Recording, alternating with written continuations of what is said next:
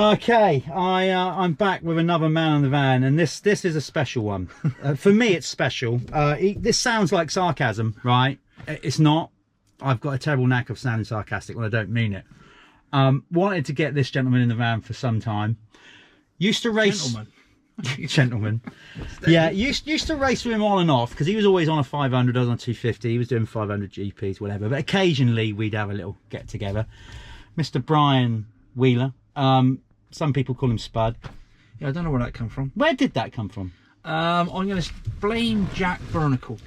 Why did he suddenly start calling you that, though? I've no idea. No. Yeah. I don't know. You know, it's yeah. Some people sort of stuck with it, and you know. Yeah. Like Yeah. I never called you that. I just called you Bri. Now I'm going to go straight to something the other day. YouTube's a good thing now. Fucking great tool. You go on, see all this old footage. Looked at one the other day. I never raced it. It was a meeting up Scotland British Championship. Have you seen that one where you're on the KTM? Yeah. Now let's talk about the track. How rough was that? How rough? That hadn't been graded in 20 years. Where was that then? I don't know. All I can remember about that meeting, obviously, because I led it for a while, didn't I? And then I was like, look at him go. Yeah, and all I can remember, the funny bit about the tale was, Rob Andrews went there with a car and a trailer for some reason, and stayed in a hotel with a car and a trailer. I don't know. It's one of those things, you know, you remember these random things because he could. Well, yeah, whatever. But he had a camper and a motorhome, but it's like you brought it was yeah. Rob always does things a bit differently. Yeah, he did, to be fair. So yeah, that was one of those things. But yeah, it was. It's like you've really got to watch it, because when these younger generation complain about the track hasn't been groomed, it's like, really, you know. I know. That does my head in. It does, yeah. What do you do? Obviously, you know, Brad, your nipper rides now. What I mean, you when you go to some events with him, you don't go to so many now because he's obviously grown, you know, a fully grown man. But I bet you coming through, you would go, if he started like complaining about the track or something, what? Tempted to give him a backhander, or just saying get on with it, like, you know? No, he usually just asks me where the line is. Yeah, you know, like anywhere, it's flat as a pancake. Yeah, it's nice. I wait for me to walk around the track, find the line, then come back and tell him. Yeah, you know, quite shrewd like that, really is. You know, you've had some from my racing career, some special lines. There's a bit of controversy of late of Tommy Searle. Tommy won't mind me pulling up for that. I've seen you find some lines that I couldn't see a problem with that. I see a few things on TV I couldn't see a problem with, to be fair. No. Some of them I'm quite impressed with. I've been behind you in some races and thinking, well, he's missed a break there. But then I've soon realised you haven't missed a break. I've had a few. Extended the circuit a bit. Some of them, I've got to be honest, some of them are that good. I'm chuckling to myself as I'm going down them, because I can only see my tire track. Yeah. And I'm thinking, nobody else is doing this, and it's like so smooth. What's the matter with people, you know? And I've got to just tell where actually, you know, I do the Service Nationals, great series ran by Darren Hutson, and I'll get that in now, because it's mega, right? And he runs a great race. Yeah, he does. We went to Haveridge the other day, and there was a split section. Okay, prime example. And I've gone up there, and I'm thinking, you know, split section. If you can get the inside here over the middle, you're on the inside again. So, you know, I've gone up, had a look at it, and I'm like, yeah, I can do that, you know. And like for 3 races, we're smooth, just straight line. Nobody picked up on it. Yeah, last race of the last day, because I just told a few people, or I had a tail ender followed me in after the race, goes, oh, Bri, that line, unbelievable. I said, shh, tell no one. Well, I bet that comes, I mean, you had an art for it anyway, but that comes from the kind of tracks that obviously our generation used to race as well. Yeah, for example, like today, yeah, you know, we're at Launcherley, that's what we're plugging here. New opening, getting it ready again for the hopefully practicing, etc. with young Craig Garrett. But today, you know, I mean, I'm thinking probably 1987 was the last time I rode here. Well, I did ask you, yeah, have you racked your brains more about 87? I think it's about 87, because Dave Tomasak and Howe, what was his first name? Was it Steve? Steve Howe. They were banging the bars in the 4-stroke championship at the time when I was in the experts, and yeah, and that's how long ago. I think I'm not even sure if they're still alive now. That's how long ago it was, you know. But I'd done it first. It was a bit marbly at first, when it sort of started pushing into a few lines, and then it was James Dodd, wasn't it? Doddy was got behind me, and I'm on the big 5, and I just couldn't help myself but drag me feet in the dust so he couldn't see where he was going. And he followed me for 5 hours, and he literally threw the towel in the end. He's like, I couldn't put up with it anymore. Hey, so old habits die hard, and all of a sudden, and then I started finding these old lines that from like what 40 years ago or 30 years ago, and I'm thinking, oh yeah, I remember. It's just a practice pipe. You can't help it, can you? No, you can't. It's in the genes. You know, and all of a sudden, and did you hear about the dummy I threw Doddy? No, I come down. I came back in. Oh right, the drop off. There's a drop off down the hill. So the first time he come down over there, I held the inside because I thought because he's going to try to go down the inside of me. So you know, he's like give the big 450 down the outside of me, and then I've rode to the outside and closed it and come off like that. So he must have thought, right, I'm going to do him this time. So this time, the next lap, I've come down the inside to the middle to the inside, back to the outside. And he's come back and he said, I didn't know where he's going. I said, no, you weren't supposed to. No. Well, that's the key. He said, by the time I worked out which one you were going to go on, you were going up the other side. I went, old school. When I watched that video, because there's loads more I want to watch. So I've seen you in quite a few.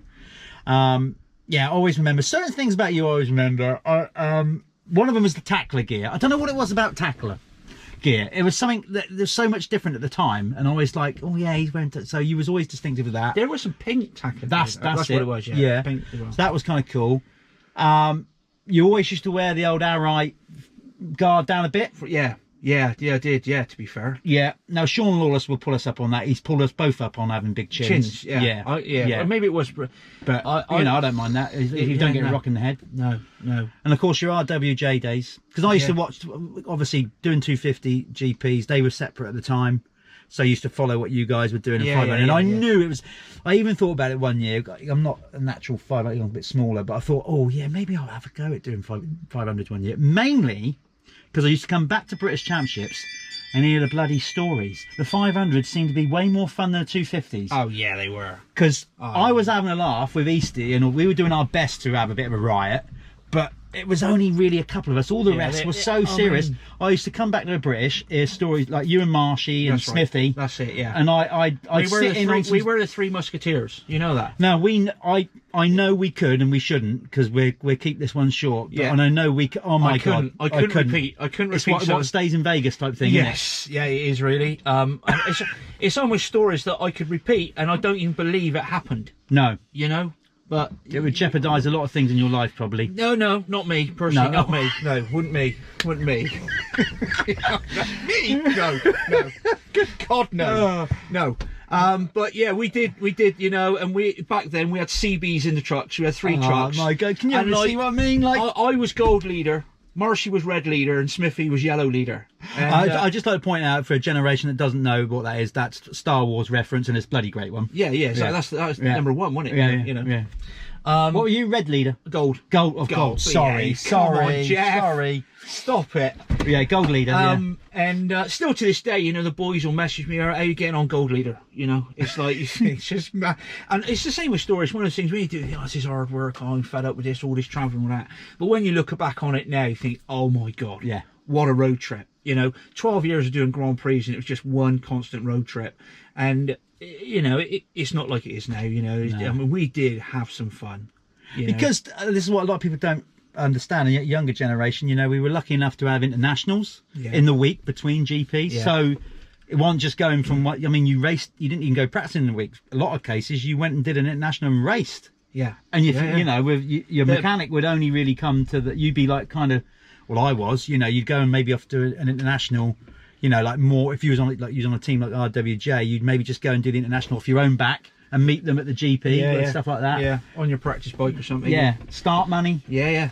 Bride, the glorious days of start money. You know, in those days of getting to the Grand Prix and first job, you're in Holland, right? How many Belgians we got here? How many Dutch we got here? You know, it's like, how many Dutch we got in our group? Oh, Jesus, we got 11 Dutch in our group.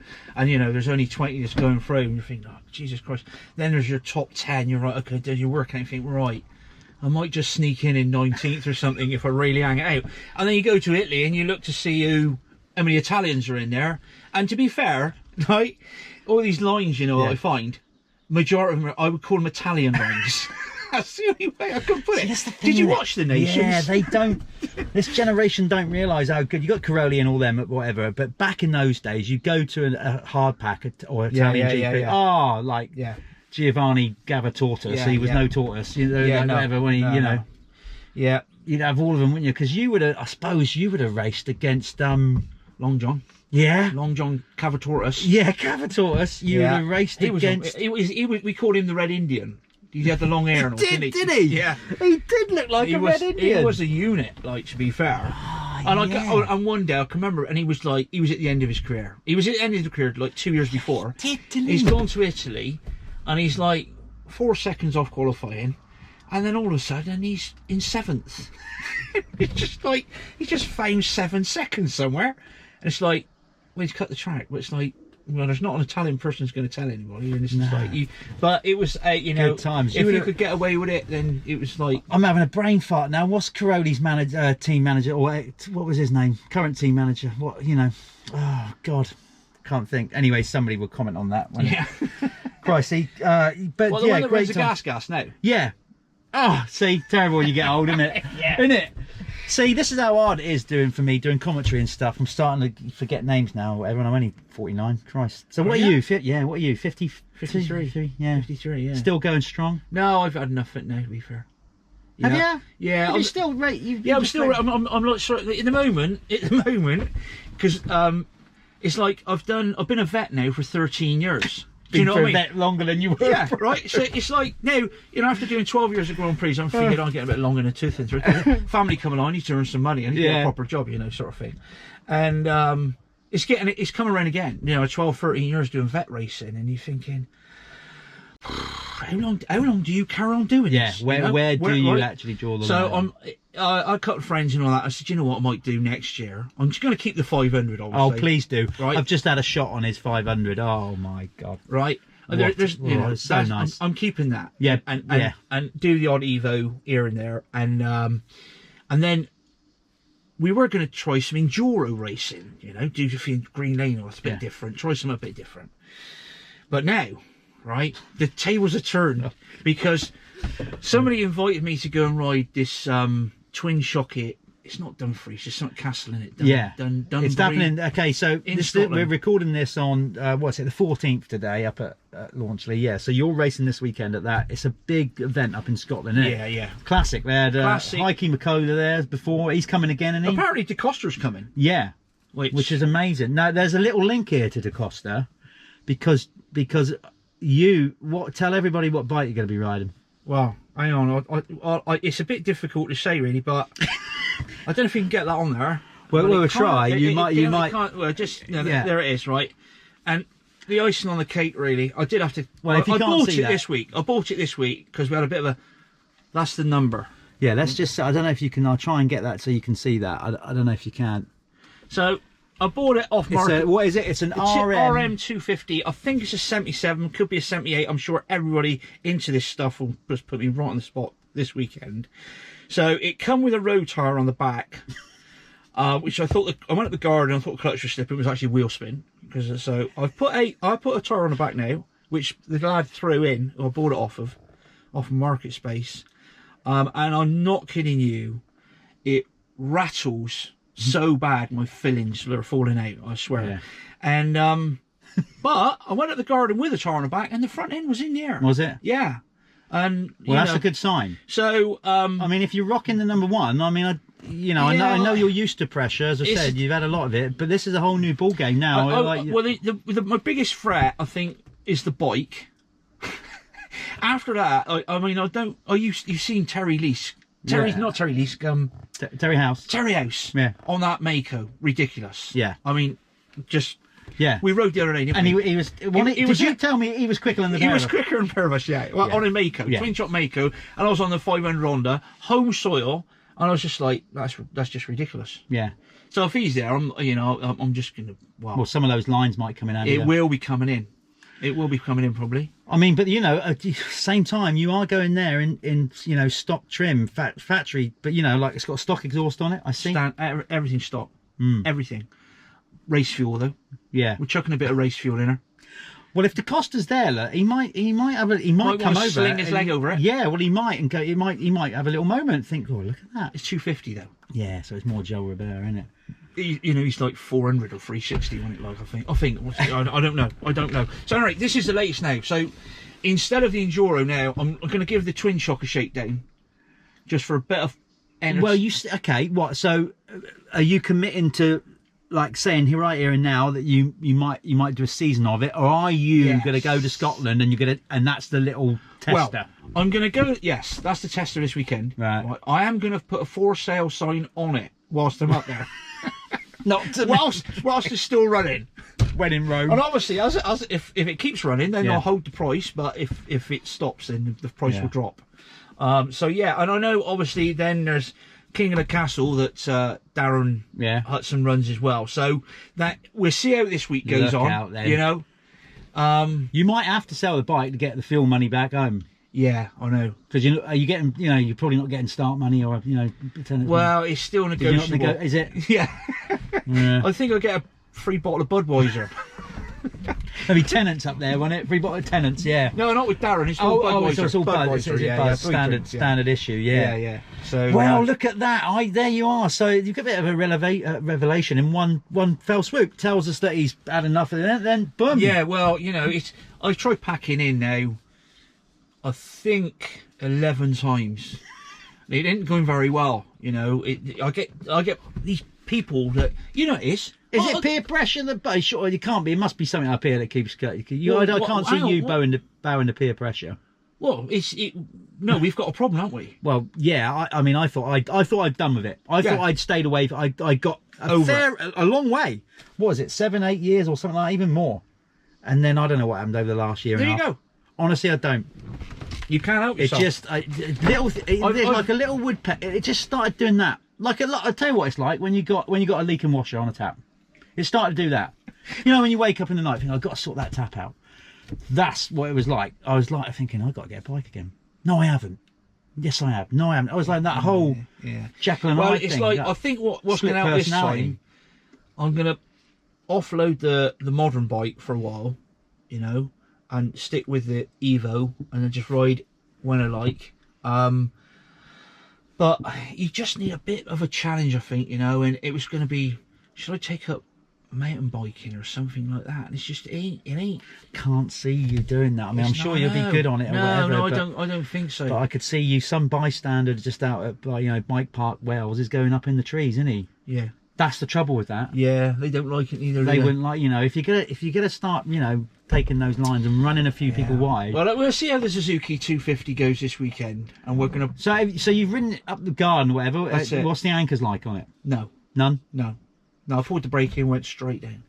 I've adjusted them up. Have you taken? How many pairs of boots you taken? 2. Yeah. Well, look, I've looked at the track and it's like proper flowing. Have you seen it? I've seen some video of it, when Roy raced it. Roy Wells, I'm like, it's half the reason I'm going. I'm thinking, that looks fantastic fun, proper like that. And you're thinking, well, it's flowing so well, you're probably not going to need brakes. No. And it looks to me as only marked out with some tape. So, it's not going to hold you back. I've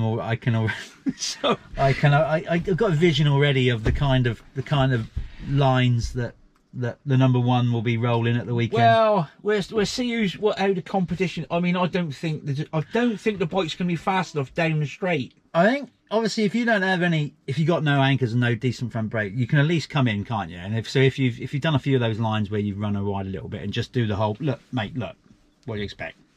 Couldn't you? Yeah. Not like the bloody brake on that Honda. No, I know. Sure. Just as I said, just ridden your 500 Honda with that factory HRC front brake. Nissan front brake. That's ridiculous. I did tell you. Mm. You tell people and they look at the blank, and then have a go on it. That's the kind of. You can see why 4P done so well, can't you? Just the front brake. Oh yeah, it was all the bike. Oh yeah. I mean, we all know that. DT knows it himself. He's been milking it for years, hasn't he? Yeah. He got lucky with that. Yeah. 3 times. Yeah. The 4th one as well. We won't. Yeah. Of course. Yeah. That was definitely lucky. Yeah. But yeah, well, there you go. I'm glad I got in just to hear that confession. Not confession that you're done, but you're not done. Yeah, that at the moment. That's the way it is. Yeah. I got to be honest. That race we did recently, that Evo race. Obviously, I was out on the Triumph. Had a few technical issues with a 50p washer that was blowing out a bit of oil. Yeah. Then I went out on that twin shock, and I wouldn't be obviously you wouldn't be able to live with you anyway. But now having ridden your Honda, knowing that I was on that drum brake, so it was just the bike. Just a bike. Not at all. You're like, you know, you've still been rolling. Mind you, you've been doing all the Evo scene, whatever, but you don't ride you haven't been riding every week. No. Yeah. Twice a week. No, I haven't. No, I'm trying not to. Do you know what I mean? Yeah. I had a weekend off this weekend, and then the Bristol Mafia, they're like, oh, you got to come up, bro. You got to come up. We got your bike. You go, yeah, well, spoke to a man. He's going to put you in. Like, he's your number one. And I'm like, what? All right. Where's the bike? Right? This is why I had to go and buy a bike after getting me in and all the rest of it. Because they didn't have one. Oh yeah, they had one. A mate from Bristol. He's going to lend it to me. Shedder. And it's in Neil Hudson. Nelly Hudson's got it. He's just put a reborn all on it, right? Our 250 world champion, yeah, Nelly, right? So I rings up Neil. I said, oh, can I pop over and pick the bike up? Blah, blah, blah. He said, oh, I'm on holiday for a week. You can pick up next week. A little bit late. Do you know what I mean? A little bit late. Yeah. So then it was like logistics, you see. Yeah. So then it was like I didn't have a bike, and I thought, then you know when you geared up to go, you know, like, we're going to go away for a long weekend in Scotland by this castle. It's going to be great. So just quickly, why a Suzuki 250? Is that the first bike that came up? Yeah. That was the first bike to come up. So you're not one for doing too much of an internet search, then? You know, well, you're kind of like. It just ticked a few boxes. Yeah. It was all complete. The Sosei had a new rod and a piston put in it. He didn't tell me about the hole in the tank. And to be fair, it's like pretty genuine. It's an American import and it's pretty genuine. Yeah. So it's like, you know, I bought it for decent money, where I thought, I'm not going to lose any money on it. I'll get my money back, and at least I'll get to try this twin shot. Admittedly, the bit I haven't said, mine, the last time I rode one was at Farley, and I went straight over the handlebars going through the wood, which put me off twin shot completely. Right. But I'm thinking this track, more experience now. This track, you know, yeah. and this, I was on a 400 Suzuki then, and yeah, it was they're lively things, mine. Yeah. There's no handling at all. Well, I have to say, I'm glad I got you in before you, because we're touch base later in the year. I definitely want to get you back in the van and catch up with us. But I'm glad we got you in tonight. We've been riding Launcherley, it's been brilliant, whatever. But now knowing all this, I should be looking forward to seeing the outcome, because basically your motocross future hinges on it. I know. And on a 250 Suzuki I bought off a market space. Yeah, and you know, I mean, you've had a real good run. We've all had a real good run, but you know, it'd be sad to, you know, I'd like to see you around for a few more years. I wouldn't want to see you, you know. Well, the thing that's blown it apart a bit, really, I don't know, like they were going to have a world championship, weren't they? At Hawkstone, Vets World Championship, yeah. And now they've rescheduled it for next year, 2023, at Farley Castle. So I'm thinking, I might have to go for one more year, just so I'm in shape for that. Yeah. As good a shape as I can be. Yeah, you know what I mean? Which isn't very good. But yeah, maybe that is your swan song. Yeah. Do you know what I mean? Although, you know, have you been over and done the Vets thing in Glen? No, but I know you have. Yeah. And that's a great weekend. Great. And somewhere down the line there, I actually become a over 45 world champion. Yeah, there. Do you know what I mean? Just throw that in at the end of it. Yeah, Didn't even bring it up at the start. Look. Yeah. Modesty. That's always, I tell you, that's always been one of your strong points, Dan. Yeah, apparently so. Yeah, absolutely. Yeah. So, you know, it's like, I'm not chasing the world title. I've already got one of them. So. Yeah. I mean, them Americans, they got more world titles than. Yeah, you know, but they do. That's that. You know, this is a genuine world title, isn't it? Yeah. That's it. So, yeah. So I'm thinking, you know, I might just have to. Oh, I'm happy about this, because there's no need to pack up yet. You shouldn't be packing up yet. You've got plenty of life in you yet, and yeah, I know, but you know, you don't seem to do anything else, do you? That's the problem. I would like to try to do some other things, you know. Yeah. I should be doing some work as well, you know. And I suppose the golf has suffered as well, is it? All this riding. Yeah. Yeah. Not really. The game hasn't improved. No. Bad as ever. Yeah. So. Oh well, let's get on it, because you know I've done about 5 laps and now I'm ready to eat like a cow. Oh yeah. Yeah, you know. Well, I got to get home, because I got to get home before it gets dark. Otherwise, I like the style that you've got today. Car with the literally not a trailer, bike rack on the back. Yeah. Yeah. And I've got to go through the centre of Bristol now, and you know you can't see no lights, you can't see no number plate. Yeah. And I'm like, before you know it, that pressure 500 might be off the back. Big blue lights or something, mate. Yeah. You know. So. Well, look, get going. We're gonna find out after the weekend how he gets on, and I'll report back in. Yeah, please do. Yeah. Right. There you go, Mr. Brian Wheeler. One other thing before you go, I just want to bring this up because it's just jumped in my memory. Finningley, or Doncaster Motor Park as it is now, British Championship, can't remember the year. We went 1 and 2 off the start, and we were going up the start straight at British Championship, and you had your hand off halfway up. Do you remember that? Yeah. Because we both started way over the left. Can you remember that? And you was already, you were one There was hand. a Holeshot Prize then, wasn't there? Yeah, can you remember that? Yeah. I can always remember that because I was thinking, I got this, and then you just started, and I think, not only do I think, bastard, he's got it, but then you had the audacity to, like all the others on the inside, to look across at me on the right going, I can actually top that, because the next race, Kurt was alongside me, right? And I've held it like that, and he's holding it like that, and I threw him a dummy, he went straight on, and I squared him off and done him, and then went like that. So, the amount of fist bumps I've seen you do around the first corner. You get a very short opportunity, you got to grab it. It's doing a whole shot in style, isn't it? That is whole shot prizes. Yeah, that just jumped in my head. I remember People enjoy it, don't they? Yeah, bloody brilliant. Yeah. See, that's why you need to do more of them in twin shot. Yeah. Good luck on that, Suzuki. I'm going there for the entertainment value. Providing it and enjoying it. Reciprocal, cool. Go on then, get going. Mr. Right, Brian Wheeler, there he goes. He's out of here. We're signing off. Another man in the van. Sure. Thanks to Holeshot Motorhomes for giving us the van to do it all in. Brian was most taken back by that. He couldn't quite believe it. And no, he can't. He's going to start doing his own now. And Crossbox as well, you know, for getting him behind us, what we're doing. Thanks a lot. I hope you enjoyed that. We get Brian back in. We'll see you soon. See ya.